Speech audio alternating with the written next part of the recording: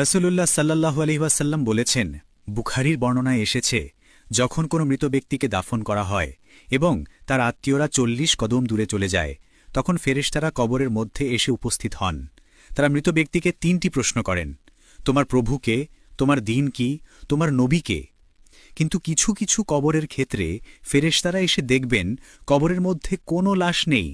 তখন তারা আশ্চর্য হয়ে বলবেন, কিছুক্ষণ আগে তো একজনকে এখানে দাফন করা হলো, তার দেহ কোথায় গেল? তারা তাকিয়ে দেখবেন কবরের ভেতর এক বিশাল আলোকিত পাখি বসে আছে। ফেরেশতারা বলবেন, হে পাখি, অমুক ব্যক্তিকে এখানে কবর দেওয়া হয়েছে, তুমি কি জানো সে কোথায়? পাখিটি উত্তর দেবে, হ্যাঁ, সে আমার ডানার তলে প্রশান্তিতে ঘুমিয়ে আছে, আমি তাকে আর জাগাবো না।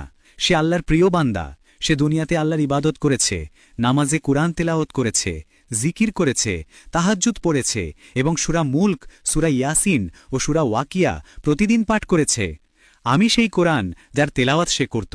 আজ আমি তাকে একা ছেড়ে যাব না। কবর থেকে হাসর পর্যন্ত আমি তার পাহারায় থাকব, যতক্ষণ না জান্নাতে পৌঁছে যায়। ফেরেশতারা তখন বলবেন, সুবহানাল্লাহ, সত্যি এই বান্দা আল্লাহর প্রিয়, কোরআন তার রক্ষক হয়ে গেছে।